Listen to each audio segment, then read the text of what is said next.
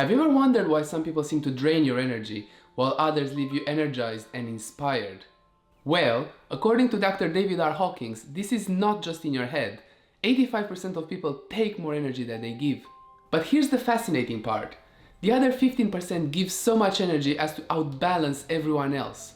After studying Dr. Hawkins' work for more than 10 years, and recently rereading Letting Go, his last book, I discovered 5 practical lessons that will help you join the energizing 15% and change your life in the process. And, without further distractions, let's get into the 5 lessons.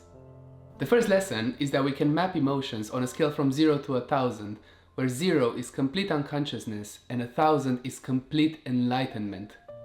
This is important because the map will show you where you are and set a direction for where you want to go. So this is the map of consciousness. The important bit here is that level 200, the level of courage, is where you start giving energy instead of taking it. But starting from the top, the emotions are peace at level 600, joy at level 540, love at level 500, reason at level 400, acceptance at level 350, willingness at 310, neutrality at 250, and courage at level 200. From here on forwards, all the emotions take energy from you. Pride at level 175, anger at 150, desire at 125, fear at level 100, grief at 75, apathy at level 50, guilt at level 30, and shame at only 20. Now that we know how the map of consciousness looks like, I'll show you how to use it in real life.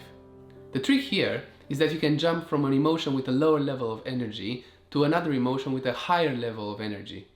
For example, when you go climbing and you're dealing with the fear of heights, instead of staying there, you can get angry at yourself and go into a higher level of energy. From there, you can transition to pride and think, I'm not the kind of person that gives up on my challenges. From there, you can transition into courage by taking individual steps in your climb. Now that we learned about the map of consciousness, let's see how people create inner suffering in themselves. The second lesson from the book is the meaning of resistance. And this has to do with an emotion you never knew you had. A meta-emotion, if you're allowing it, that keeps other emotions in you for weeks, months, or even years. There are the usual emotions we enumerated above: guilt, apathy, fear, desire, anger, pride, love, peace. But apart from these ones, there's also the feeling of resistance. This is when we resist feelings we think we shouldn't have.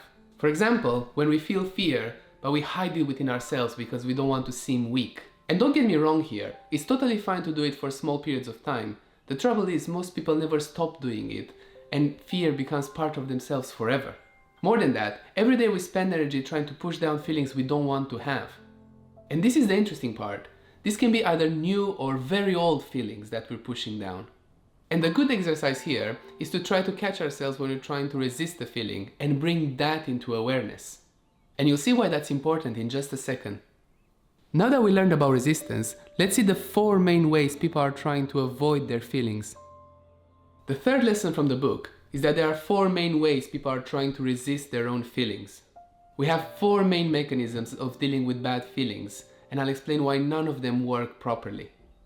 Suppression refers to consciously pushing down or denying emotions or thoughts. It's a deliberate choice not to deal with something, different from unconscious repression. This is not good because, how we discussed above, this leads to a lot of suffering long term. Repression is the same as suppression, but is done unconsciously. And this happens when a current experience touches a negative experience that happened in the past. And it's likely to be repressed unconsciously just because of the workflow we created in the past by suppressing the emotion.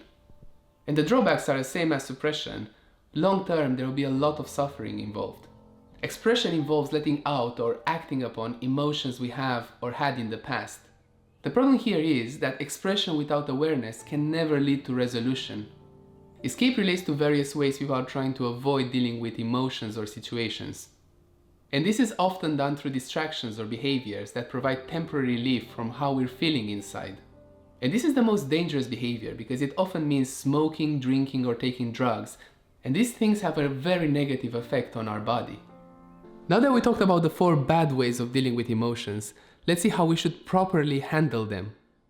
The fourth lesson from the book is the actual process of letting go.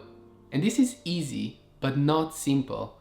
Because letting go of a feeling means you need to stop resisting it inside. And this is important because some of the things we really don't want to let go of. Think about trauma or early childhood experiences. Again, this process is easy, but not simple.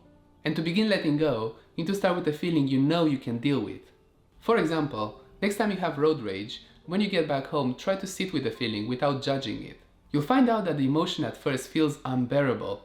But if you stick with it for 10 to 15 minutes, it will pass because the energy behind the emotion will have dissipated. All in all, letting go is a flow experience, and I made a full video about that here. You need to start with small things and get into the bigger things as you go along. And the more you do it, the more experiences that you suppressed, repressed, or expressed in the past will come back from within yourself. And when that happens, you can begin to start letting go of them. And a good exercise here is to book time in your calendar each day for a letting go session. This is where you sit down, close your eyes for like 10-15 minutes, and feel every emotion you have inside of you that you haven't dealt with through the day. This will put you in the habit of letting go, and the more you do it, you'll be able to deal with bigger and bigger emotions. Now that we learned how to let go, let's look at the last bit of the puzzle that will make all the changes permanent. The fifth and last lesson is to not judge your own emotions. Judging your own emotions will make you want to deal with them by either repressing, suppressing, expressing, or escaping them. But the trick here is, not judging your emotions will make you not want to fight them. And don't think we fight only bad emotions. For example, if you have a crush on someone but your friends don't like them, this will make you suppress that feeling, which will create suffering in return. Or on the other side, if you hate someone but your friends like them, you're also likely to suppress that feeling in order to fit into the group. And this is the point, it all comes down to judgment. A good trick here to not judge your feelings is to catch yourself in the act and take note of when you're doing it. And by bringing awareness to this, you'll be able to slowly modify your behavior. Before you go, I have a 7-day challenge for you. Spend 5 minutes each day trying to figure out when you're resisting a feeling. Don't try to change anything, just notice. And then come back and tell me in the comments below what you have noticed, as I read all the comments. If you like this video and want to see more, check out this video or this video that the YouTube algorithm thinks you like. But until next time, have a good one!